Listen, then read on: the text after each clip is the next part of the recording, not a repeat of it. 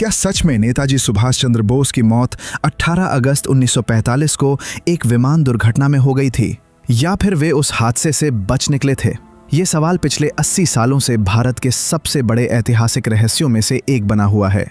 नेताजी सुभाष चंद्र बोस केवल एक स्वतंत्रता सेनानी नहीं थे, बल्कि ऐसे नेता थे जिन्होंने अंग्रेजों के खिलाफ हथियारबंद संघर्ष का रास्ता चुना और आज़ाद हिंद फौज का नेतृत्व करते हुए लाखों भारतीयों के दिलों में आज़ादी की नई उम्मीद जगाई।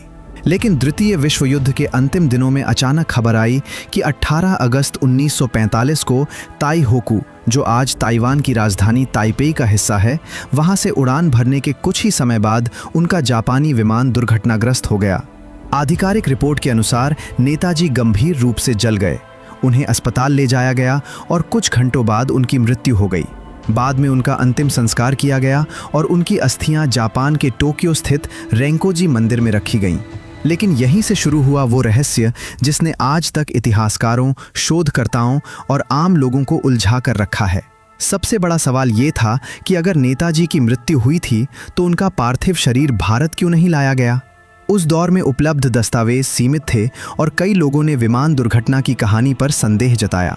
कुछ लोगों का दावा था कि नेताजी उस विमान में थे ही नहीं, जबकि कुछ का मानना था कि वे दुर्घटना से बचकर सोवियत संघ चले गए थे। समय के साथ एक और दावा सामने आया कि उत्तर प्रदेश के फैजाबाद में रहने वाले रहस्यमयी संत गुमनामी बाबा वास्तव में नेताजी ही थे।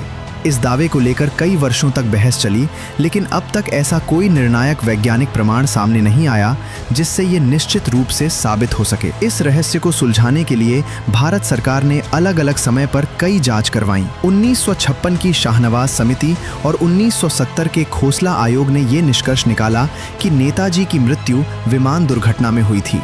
वहीं 1999 में गठित मुखर्जी आयोग ने उपलब्ध साक्ष्यों के आधार पर कहा कि विमान दुर्घटना में मृत्यु का निष्कर्ष निर्णायक रूप से सिद्ध नहीं होता। हालांकि भारत सरकार ने इस रिपोर्ट को स्वीकार नहीं किया। इसी कारण आज भी इस विषय पर अलग अलग मत मौजूद हैं। वर्तमान समय में अधिकांश इतिहासकार आधिकारिक रिकॉर्ड के आधार पर विमान दुर्घटना वाली कहानी को सबसे अधिक स्वीकार्य मानते हैं, लेकिन कई लोग उपलब्ध साक्ष्यों को अपर्याप्त मानते हुए सवाल उठाते रहते हैं। शायद इसी वजह से नेताजी सुभाष चंद्र बोस की मृत्यु आज भी भारत के इतिहास का सबसे बड़ा अनसुलझा रहस्य कही जाती है।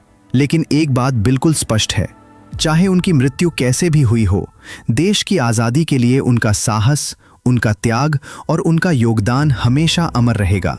उनका दिया हुआ नारा, तुम मुझे खून दो, मैं तुम्हें आज़ादी दूंगा, आज भी करोड़ों भारतीयों के दिलों में उसी जोश के साथ गूंजता है।